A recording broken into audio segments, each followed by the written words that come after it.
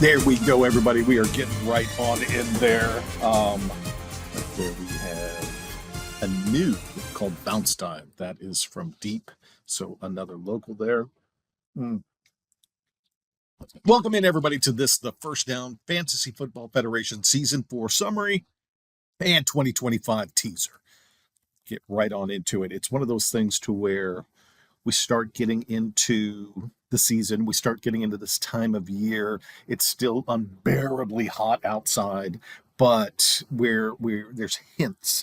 There's hints that cooler weather's coming. There's hints that fall is coming. And one of those things, of course, is going to be football. As of July 23rd, every single NFL team was in training camp. So that's good news. This is the weekend, so we have just a few more days. And on July 31st is the Hall of Fame game. So that's going to be wonderful. That is the very first preseason exhibition game. And then it's 3 weeks from there, and then we do our draft. So we're going to get right on into it. But I really do enjoy, like I said, again, it gets to this time of year, and then just something starts teasing. There's a song that I hear every time I start thinking about football.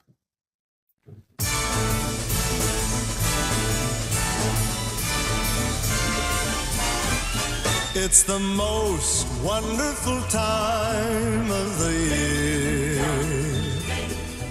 Yes, it is, Andy. It is the most wonderful time of the year. I can't believe it's almost here. It's the most wonderful time of the year. So one of the other things that I really love is that we are just so close again, and we've been starved for football, and so we get to hear these things every week coming up.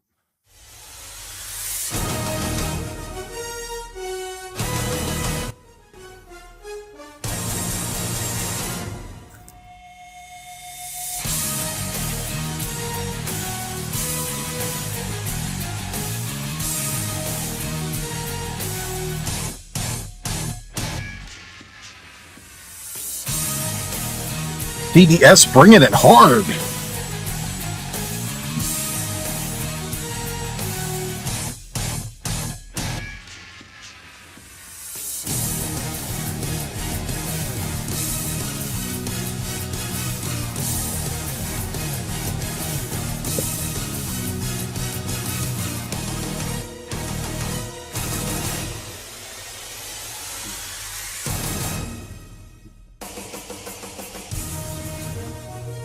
I got to give it to CBS. I think theirs is the best. I didn't realize they came that hard with it. Even this, how do you get baritones that sound badass? But good for them. And then we also have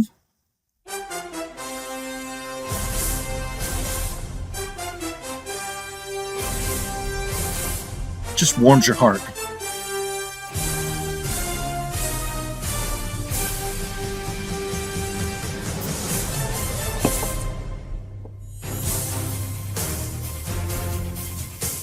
It's this close, guys. It's this close. I can hear all of these. Loving it. We also have... So for all of you that have been part of this league for a while, you know this has been the opening intro to every one of our wrap-ups for the longest time. So you're very well versed in this tune.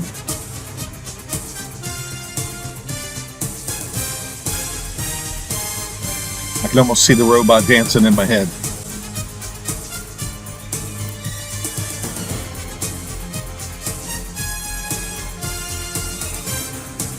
We also have this to look forward to.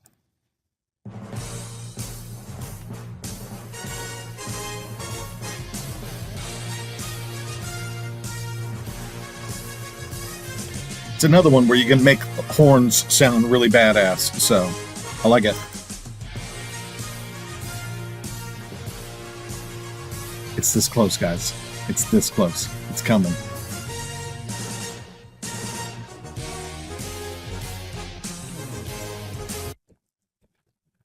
And then the last one that we have,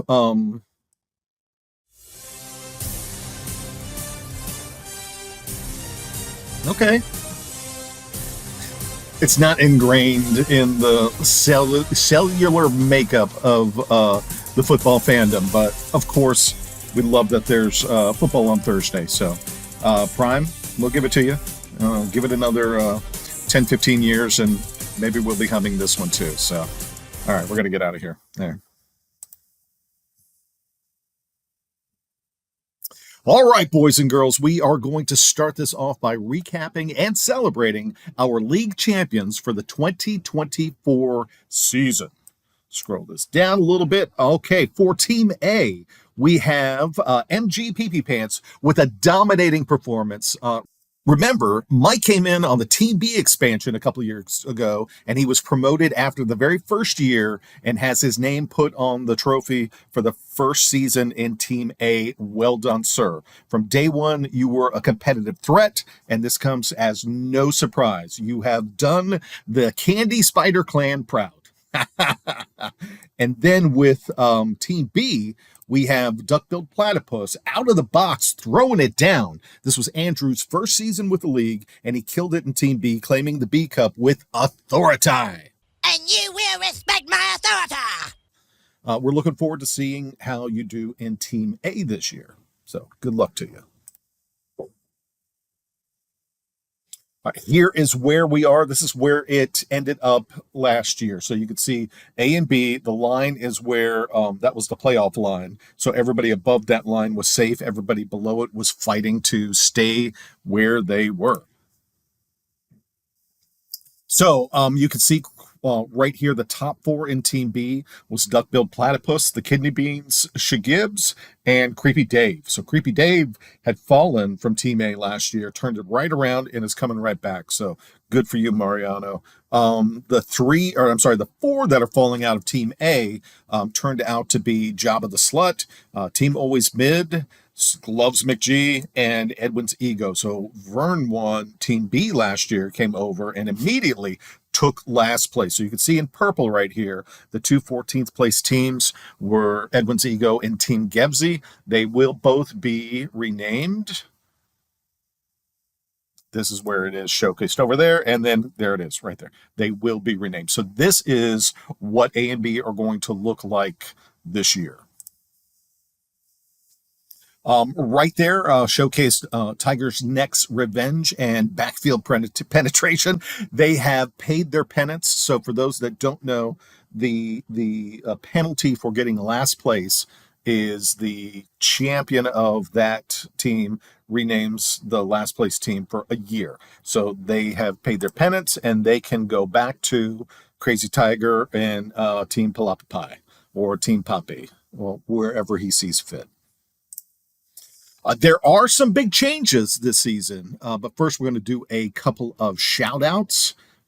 First is going to go through. There it is. I really want to talk about the Pick'em Champions. Boys and girls, we're going to give a round of applause for our for our Pick'em Champions for the 24 season. For the college Pick'em, we saw yet another dominating effort from Captain D Money himself, securing possession of the trophy for something like the 23rd time. I don't know, but well done as always, sir. And that's the OG trophy right there. And for the we're going to see if he changes his logo this year at all, but I love the Yosemite Sam. For the pros, we've got the Pro Pick'em. We've got It's What It's, along with what I can only assume was a strategy heavy laden with AI. But but he took the ownership of the cup. Congratulations, Rob. So until I guess it's just the last week in August is week one of college, and then the first week in September. So those are going to start floating around again on a weekly basis, but they have held them since the last part of since their respective seasons ended. Another big thing to really kind of showcase here is an end of an era. College Game Day Let's get a picture all up in here. History is going to be made on August 30th, so put that in your calendars.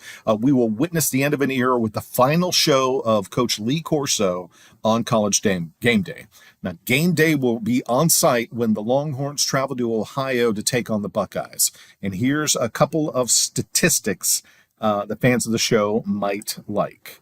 So this is a really old photo right there. But College Game Day has been on the air since 1987. That's longer than some of the members of this federation have been alive. I think you've had enough. Yeah, that's a punch in the gut. Lee Corso has been on the show since its beginning.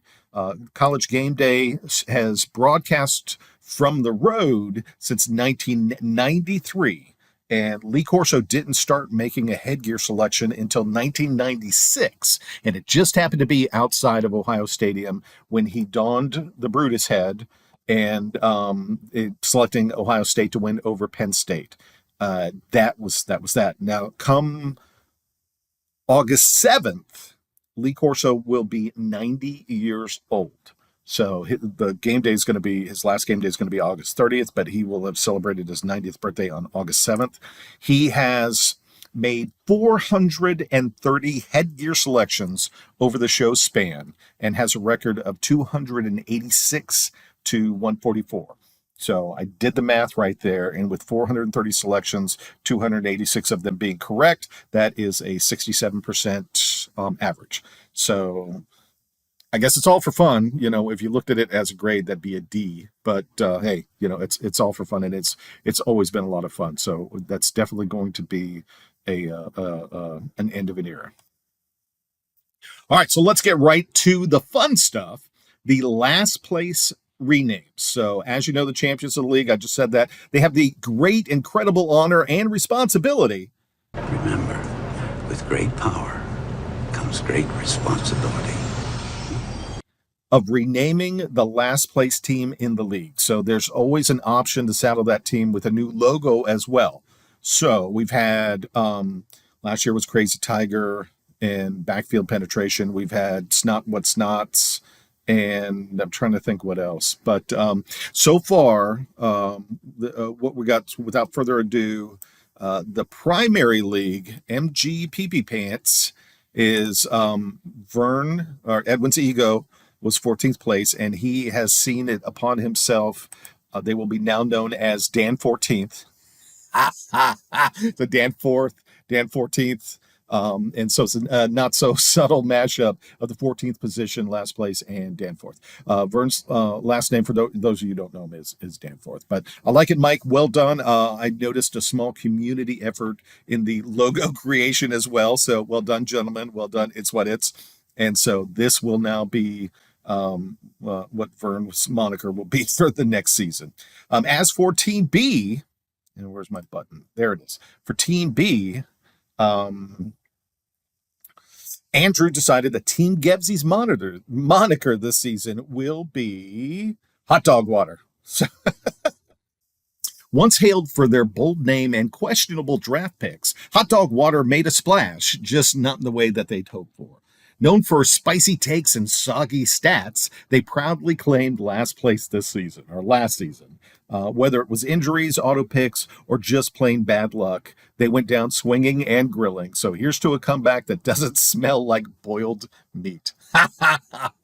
So we need to make sure that Hot Dog Water there turns the reins back over to Cozy, and maybe they'll get a little bit more wins. Big changes this season. Look at that, dancing around. I like it. There we go. So this is where we were, teams A and B. So this year, we are absolutely going to be doing a Team C. Look at that, dancing around.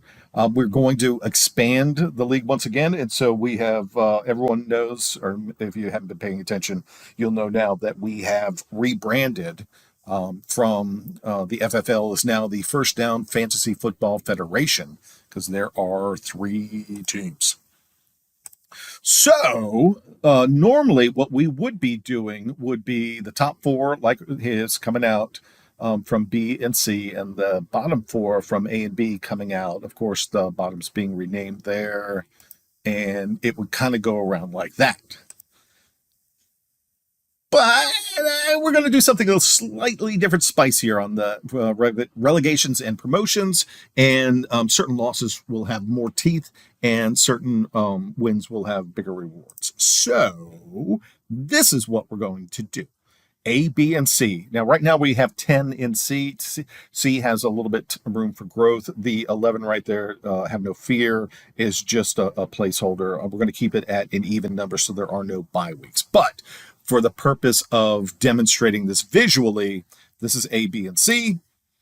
We're going to have the champs like that. Let's pull them all out. So the top 3 are going to come out from B, and the top 4 are going to come out from C. So you see the champs are coming and the other ones. The bottom 4 is coming out from A, the bottom 3 are coming out from B, and of course the bottom of C is getting renamed. So then from there, what? The champ of B and the champ of C, as well as 2 and 3 in B, are going to move up. 2, 3, and 4 from C is going to come over to B. 11, 12, and 13 from A is going to go over to B, and 12, 13. So if you lose A, you are going all the way down to C. And that's, boys and girls, is what we're doing. So there is no more, I didn't make the playoffs and I'm just going to kind of float through it. You do not want to get last place. You do not want to get last place. And B, you don't want to get below the last 4 anyway, but you do not want to get last place.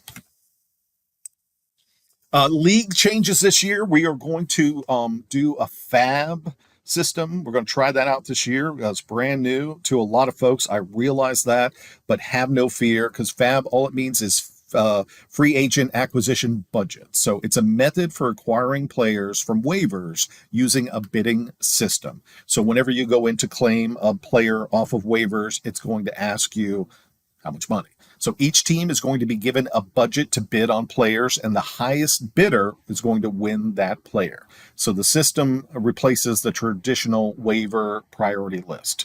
And it's providing a more equitable way for teams to acquire free agents. So we're going to set it up for the first, we're going to set it up for $100 for the season. I play in a money league up in Boston. By the way, if anybody wants to get into a money league, they've got a spot. And I promised my cousin that I'd ask. So it's $150 for them, but they have weekly payouts and then prizes at the end for at least the champion, as I remember. So I've only been in it 1 year, so I did not win up there yet. But 150 buy-in if you want to do things. Anyway, I've done it up there. $100 is more than enough to get you through the entire season. A lot of people, you don't have to put money on it. You can just claim it as a zero bid. A lot of people put $1 on it or something like that. If you're really hurting, though, you can throw in your budget. You can put 25, you can put 5, you can put 17.50. No, you can't do changes. It's just dollar.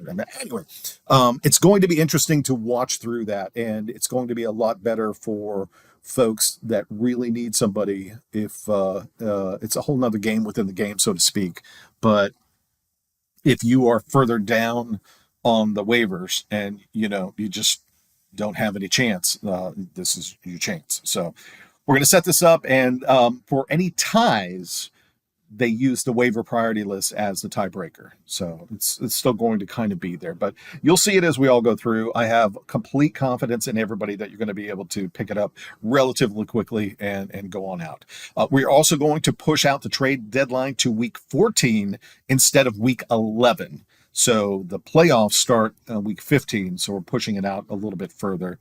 And the other thing is, I guess I'm covering up the little icon here, but I guess I could turn that off. Let me do that real quick. There you go. You can see the icon there for the WhatsApp. So we've started a group chat. Everyone should have gotten, I sent it off to the team A text, the team B text string, and then the folks that are on board right now for team C. I sent out that link that'll take you straight to the group in WhatsApp. As of this morning, there were 10 people in it. Let's see what we got here. 12. Okay, so now we're up to 12. So I don't know all of the numbers, but everybody's gotten the thing. Anyway, whew. Okay. And from that, that's really it, guys. I didn't go through the specific stats on every single player this year. We're going to do the draft. Right now, we're doing it on Wednesday, August 27th. That should be on everybody's Outlook calendar as a private morale event. It's at Amicus, where we did it last year. So that'll be a lot of fun again. And I'm about to restart the leagues. So I'm going to restart the leagues in Sleeper. The four relegated and promoted on each ones, you will probably be notified that the leagues got restarted, but then you will be removed from the league, and then you will be sent another link for the appropriate team, whether it be A or B, that you're going to go into. So if you see a couple of the things, don't worry about it. You'll probably get that. Everyone else, just realize and recognize that once the league is started, that's rolling through really quick. And then I want to start doing accurate mocks. And I've already had people stop me in the hallway to talk about what's our rank. So I'm going to do another meeting, and I'll invite everybody because I definitely like a lot of witnesses there.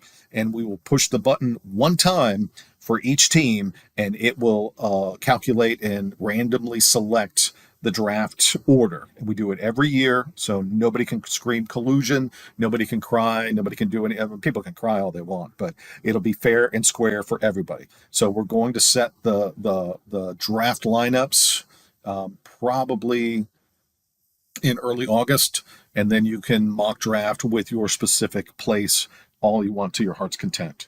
I think was it Rob last year? Somebody did like 182 mock drafts. So, but I don't know that it helped them.